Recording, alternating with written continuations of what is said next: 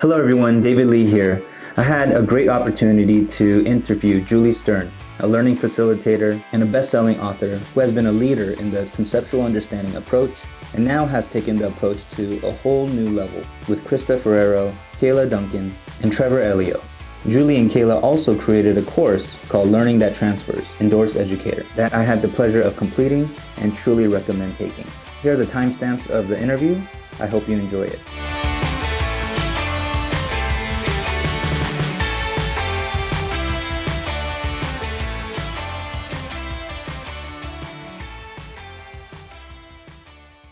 Hello, everyone. Thank you so much for joining us today. Today, we have Julie Stern, incredible educator, a learning facilitator, and also a best-selling author. Thank you for coming. For sure. I'm super excited to be here, David. Thanks for inviting me. No problem.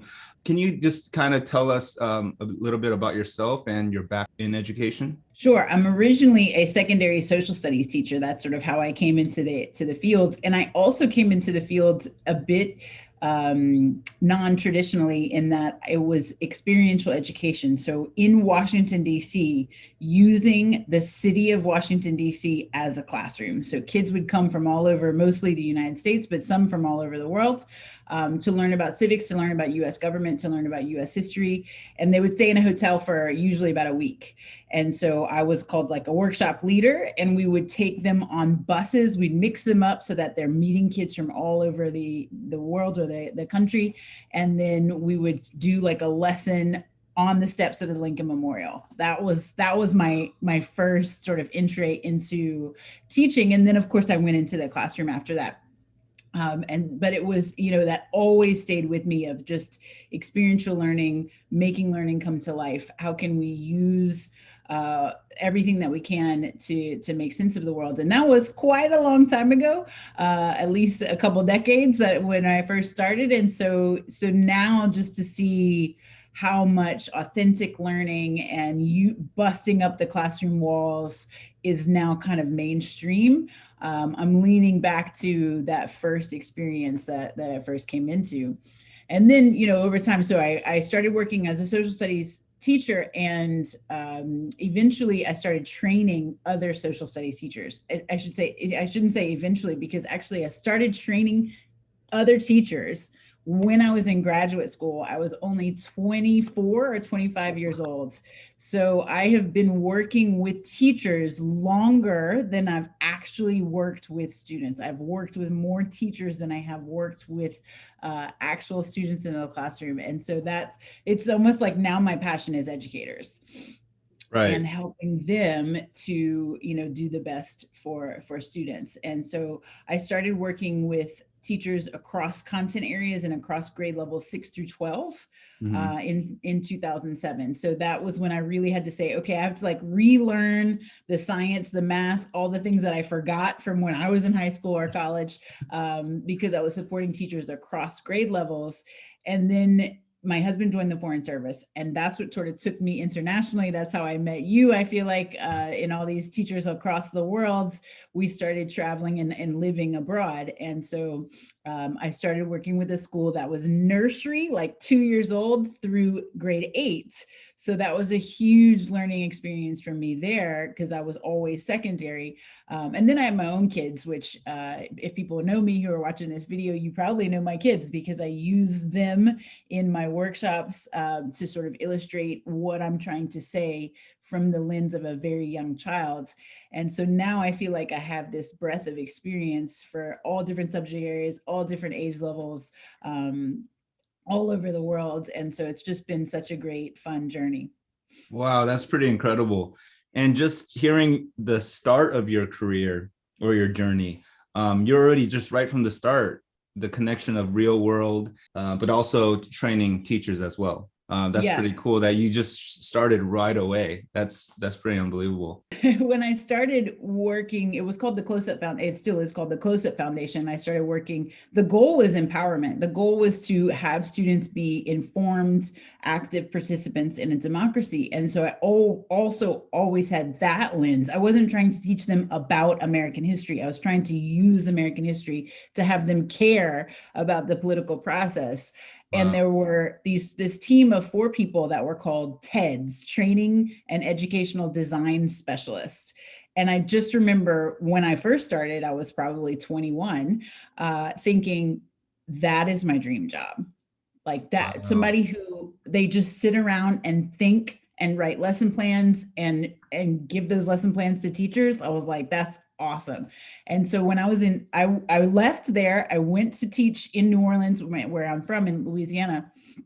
And then I came back to DC for graduate school. I was at George Washington University, and a former, colleague of mine called me and said, "Hey, come be a TED, come be a training and educational design specialist." And I was just like, I was in graduate school. It was a lifelong journey of overcommitting. I was like, I should not be in graduate school full-time and take a full-time job, but I did. And so I'm so glad that I did, because I just love working with teachers. It's been such a rewarding journey. So this book, Learning That Transfers, has been kicking around, rattling around in my brain, and my passion is, how do we help? Because when I was at Close Up, we had no standards. We had no, it was basically a trip for kids. So we had no assessments. We could do whatever we wanted, really. And then I go into the classroom and it's like, okay, you've got to teach this. You've got to teach this at this time.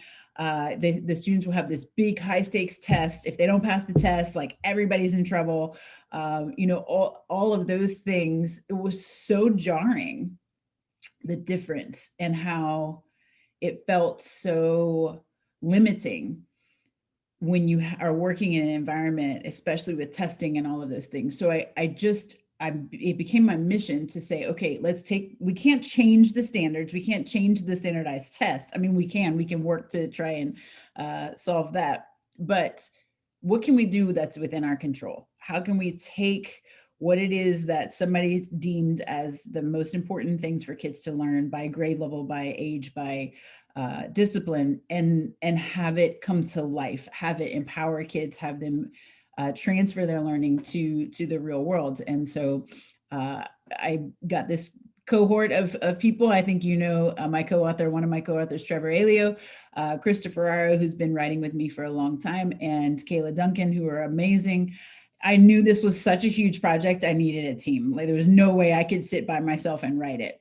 Right. So the 4 of us wrote this book, and we're just so excited for it to get into teachers' hands. We still haven't held it. Of course we have the book manuscript, but we still haven't held the actual physical thing in our hands. And we think it's going to be a game changer for teachers. It's just, how do you take what it is that you're required to teach and make it be applicable to the real world? So for those who are familiar with tools for teaching conceptual understanding, how would you say this new book, would it be a difficult transition from going to conceptual understanding and then to learning that transfers? That's a really good question. No, not at all. And I think, a lot of people who are familiar with my workshops have seen a lot of the ways in which my thinking has evolved since, really we wrote those books in 2015. They came out in 2017, but it takes a book a long time to kind of go through the process. So we originally started writing that book in 2015, which in today's world, that's kind of a long time ago. Yep. And so what I love about this new book is I wrote Tools for Teaching Conceptual Understanding, which is based on the work of Lynn Erickson.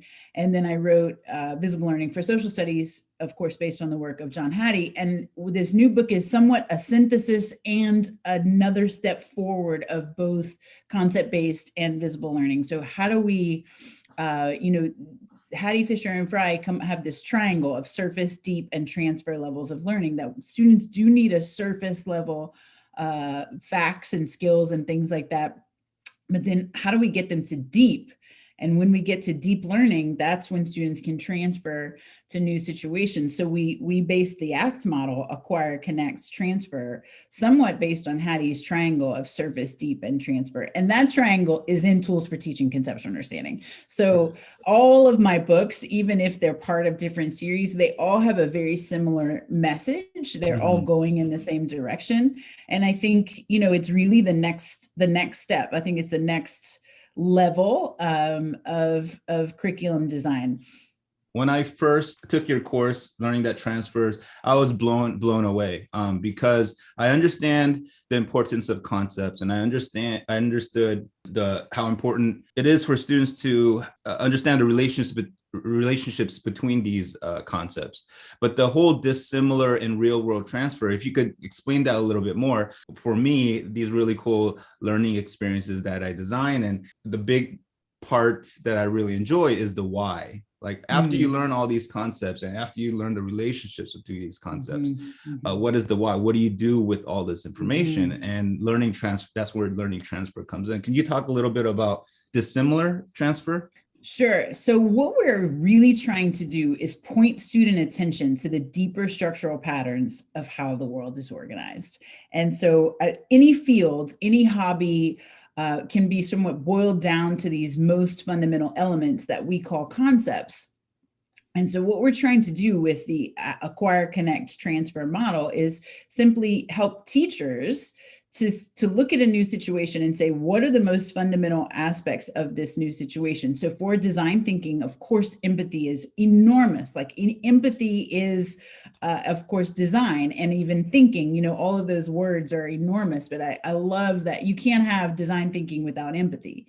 And so I would say that would be an example of a core concept for design thinking. The same can be said for biology, for chemistry, for geometry, algebra 2. I feel like, you know, whatever it is teachers have to teach, we can say what's at the core that you can't even think in this discipline without that sort of most fundamental and powerful concept.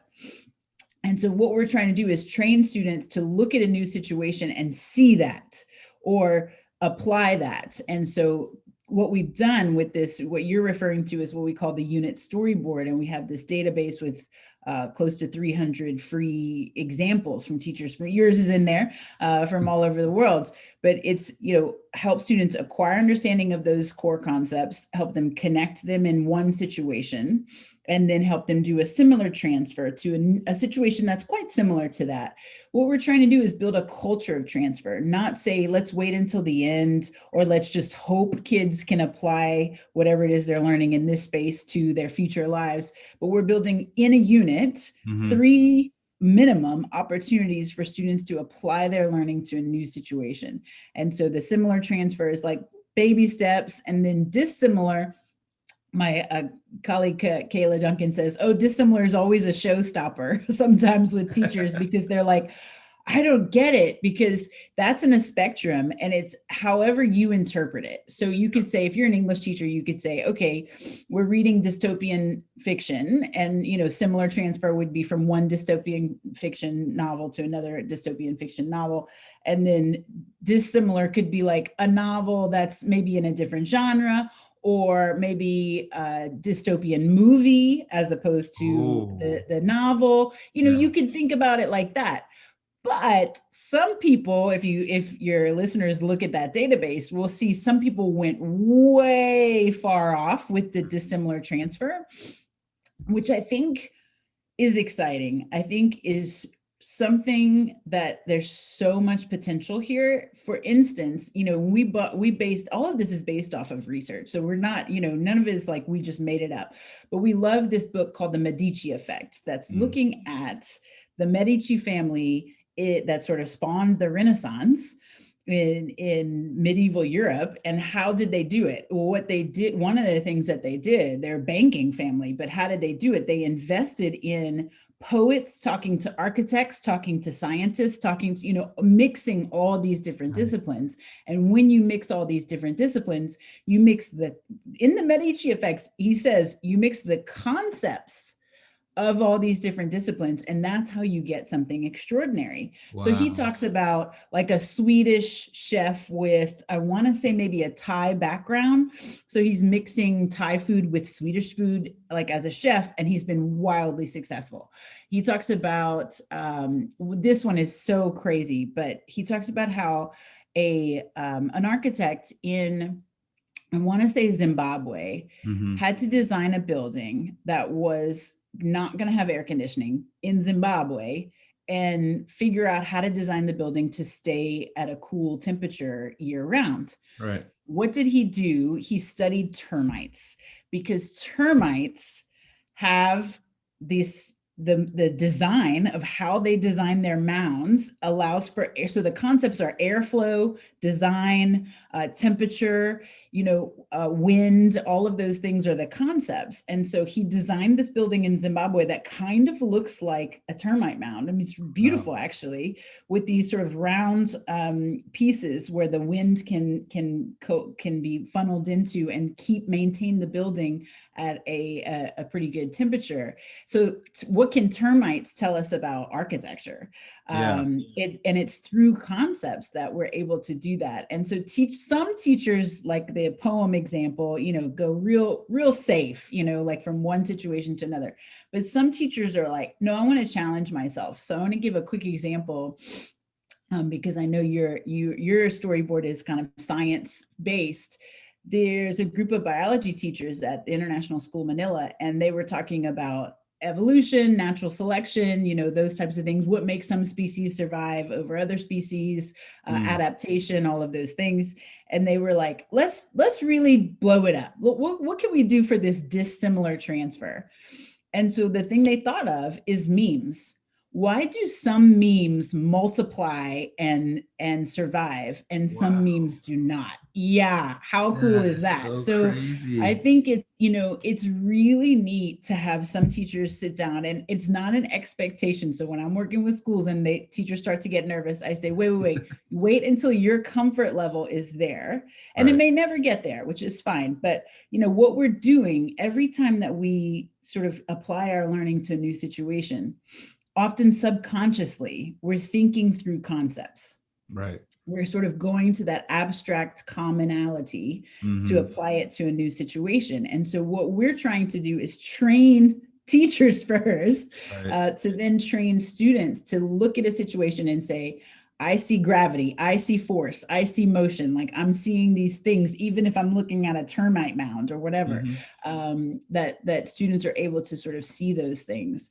And so that's the ACT storyboard. That was a long answer to your question, sorry. But acquire, connect, similar transfer, dissimilar transfer, and then student action. How are students going to, we have this column in the storyboard that says, how are students going to use their learning in the world? How are they going to see the impact? And where did that come from? That really came from, well, first of all, this generation of kids, as we know, wants relevance. They want to know, why am I doing this? Why am I learning this? And it used to be, I would say, in definitely my parents' generation, maybe a little bit in my generation, was you're learning all of this so that you can go to college and get a good job and have a nice life, the 2-car garage and the whole thing. And now that's no longer the story. And the kids know that's no longer the story. The world is just exponentially changing. Definitely in more developed countries, the story of you're going to, just go to school and get a job and that's going to be your job for life, we know is not the case. I'm thinking about my kids are 5 and 6. So what is the world going to look like for them? They have to be adaptable. They have to be lifelong learners, and they want to see what's the relevance. And so that's really kind of the main point of that student action piece, is that it forces teachers. And I think what people love about it is that it's one slide. It's one Google, all of this that I'm describing is one Google slide. And so it's not like a ton of boxes and things to fill out. It's a very high level overview that says, okay, how am I making sure that at the end of this journey, my students are going to do something in the world? And that's what I love about design thinking. It's such a nice complement to design thinking. In fact, in our book, we have one of our strategies for transfer is design thinking. And how do we sort of, we're really all about how do you take your mathematics standards, your science standards, your English standards, and get the students to transfer. But then, as you know, there's all kinds of skills involved in when the kids go into the world, empathy interviews being one of them. There's collaboration, public speaking, all of those things also have to be built into the unit. So when we say students are going to use their learning in some way, then teachers also have to think, okay, if I'm going to ask them to make a speech, if I'm going to ask them to make a public service announcement, there's all these other skills that I need to make sure I build into the unit. So I think that's where design thinking is really such a nice complement. Yeah, actually, yeah, the tool for the students for that student action part, which is really cool. So yeah, your website is called Ed Save the World. Yes, is that right? Ed to Save the World, ED. So that right there just shows how important you feel like education is for students to take what they're learning and apply it to do something in the world, which I think is really, really powerful. How important is the real world context? Is that really required? The example you gave about the meme, that does have a real world context in it, but does it always have to? No, I think that's it. You know, the short answer is no. It doesn't have to always transfer to the real world. And I think, you know, it's again along the spectrum. So similar to dissimilar transfers along the spectrum of how dissimilar do you want to go, and how real world do you want to go. So of course, simulations or even bringing things in from the news for students to analyze, that's farther along the spectrum of real worlds. Whether or not the kids are actually doing something in the world, sometimes time is an issue, as I'm sure you know from teachers. And so no, it doesn't have to be every single unit, every single, like, you know, multiple times a year. I would say in some ways that's probably, at least in some teachers' realities, unrealistic. And so I want to acknowledge that right out of the gate. Also, there's always the debate with mathematics, because there's applied mathematics or just pure mathematics. So sort of upper level mathematics teachers often ask about that real world transfer as well. And so no, I wouldn't say that it always has to be. At the same time, you know, with some teachers, I think it's worth a push. Because like I talked about, the students, what we want, everybody, I think, is in agreement that ultimately we want kids to transfer their learning. Even the people who are the most hardcore, here's the knowledge that kids must learn about World War II or whatever. I think that at their core, even when they debate with me, because we do sometimes, at their core, they believe that learning about World War II is going to make students make better choices about society today. Right. And the research is clear that if you just hope kids transfer, the vast majority are not going to. Right. And so I think if teachers are, you know, they need to ask themselves, what do I want kids to do if they study adaptation and survival and evolution? Is that going to make them more likely to sort of protect nature? If you don't ask them to transfer to the real world, is if you don't give them basically decision points. I often start my workshops with, what do you want kids to do in their future lives? So the PE teachers, it's not that they want them to go play pro sports. They want them to make healthy choices in their lives. The science teachers want them to use scientific reasoning and trust the science when it comes out, for instance, like we're dealing with right now.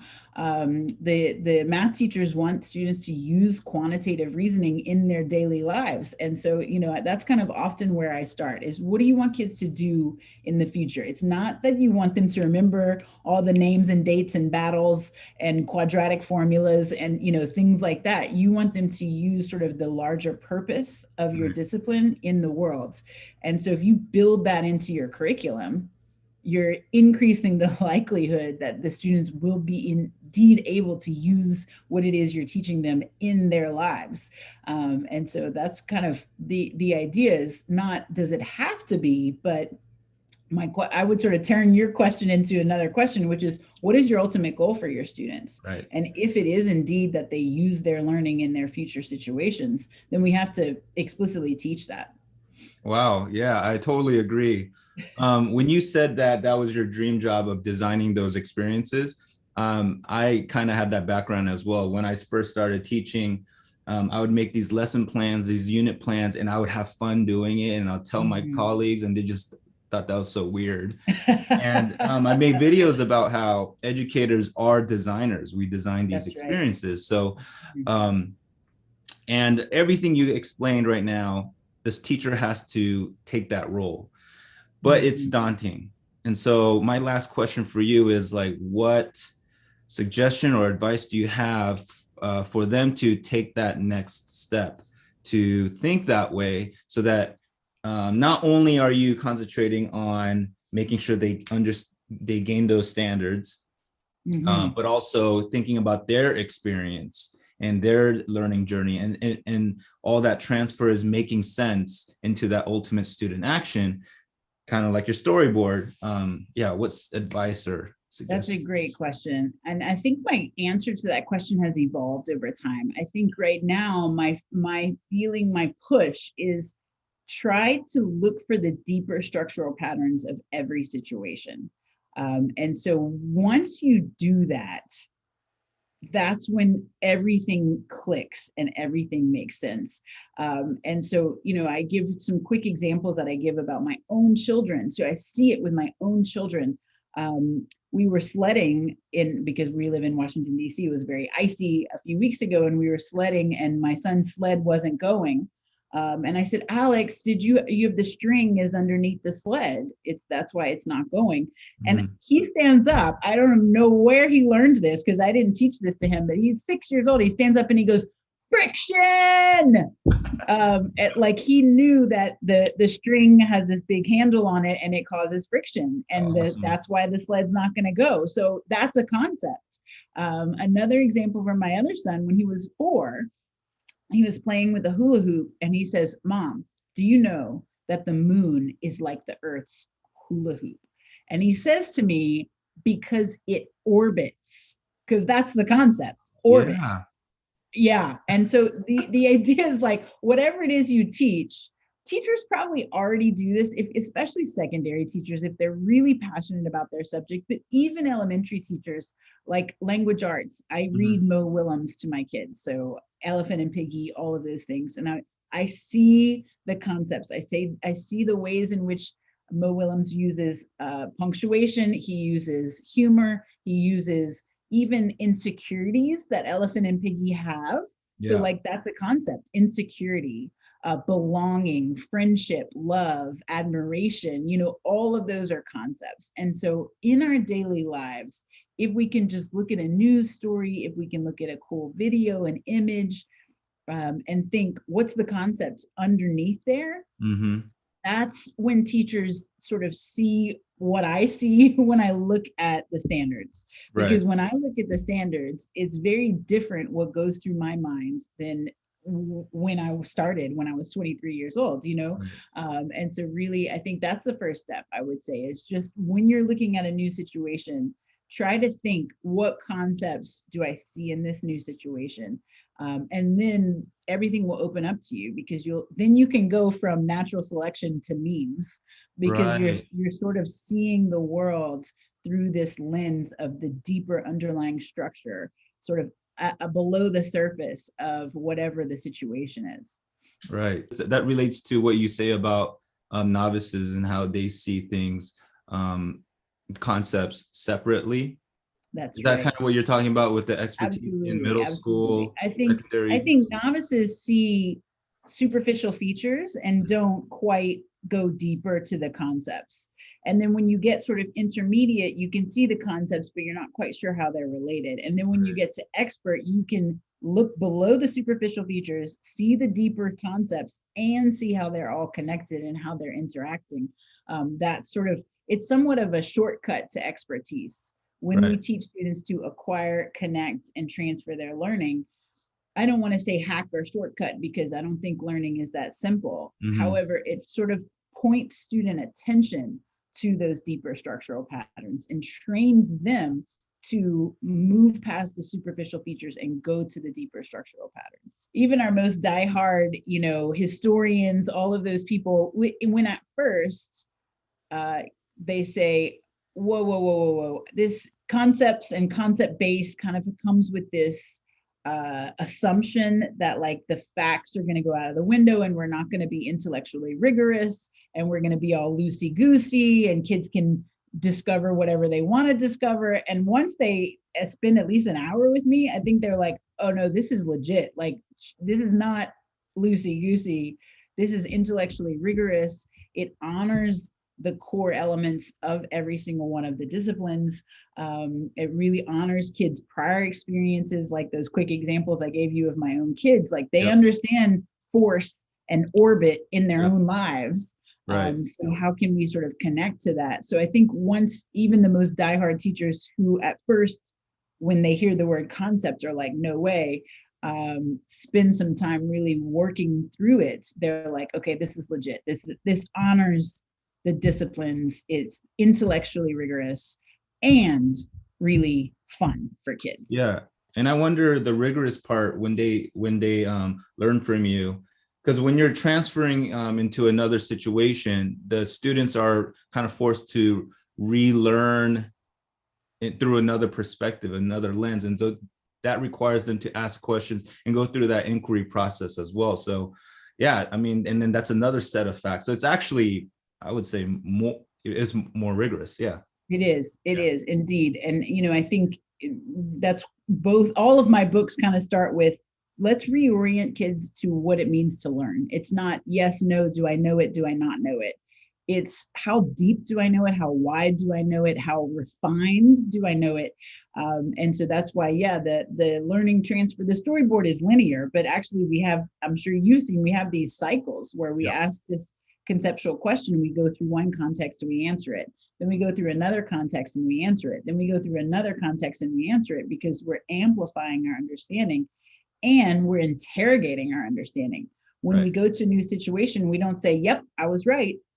That's not what we do. We go and we say, whoa, let me see what's going on here. This is a little bit different than the last time that we looked at this. In this situation, these concepts are sort of playing out in these interesting ways.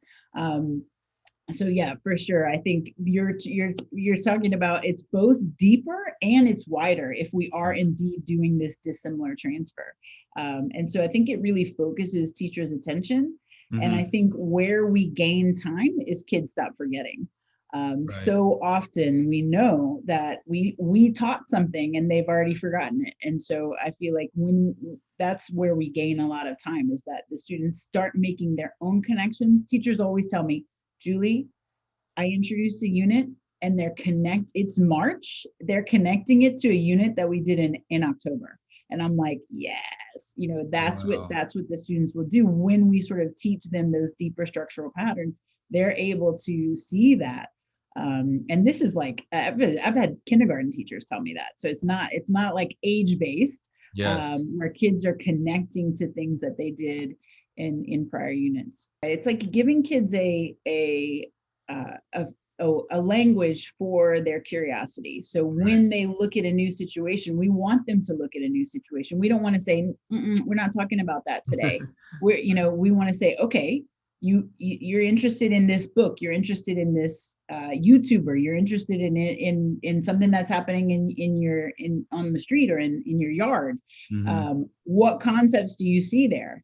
And when we do that, and we have so many examples of that, where something happens in the news and the teachers can say, okay, if we're studying, different texts, different, like I mentioned, dystopian fiction or something like that, we can say, what are the concepts that we're reading about in this text that's playing out in the news today? A simple shift I did with a teacher last week was, they're studying sort of the lead up to World War II. So they've got their PowerPoint with like it's beautiful, democracy, nationalism, fascism, they've got all these things that like basically teaching about the lead up to World War II. And, I just said, okay, the high schoolers, they're not going to care all that much about it. But I was like, what's at the core of nationalism is pride. It's almost this extreme pride. So why don't you start with pride? And what's at the core of democracy is freedom and self-determination, which everybody cares about. They care about, like, can I decide for myself my own choices in my life? So why don't you start there? And even with fascism, it's fear. And othering, when we other a group of people, it can lead to fascism. So what I live in the US, so like what's going on right now around fear, pride, and othering, and sort of fear of your freedom being taken away, you can look at the lead up to World War II and apply it straight to what's happening in the United States today. So I think, when we go to those really core concepts, then it's so easy to connect to what's happening. Well, thank you so much, Julie, for chatting with me. I learned a lot, and I do find it refreshing to see someone online who is really passionate, but about the right things. And I just feel like I truly believe in what you're saying, and I feel like I've experienced a lot of the things that you teach as well with students. So I really appreciate it. In the description, I'll make sure to add links to your course and your books and learning transfer as well. So thank you so much. Thanks, David. I think it's such a great compliment with your work in design thinking. So I'm looking forward to further collaboration. All right, sounds good.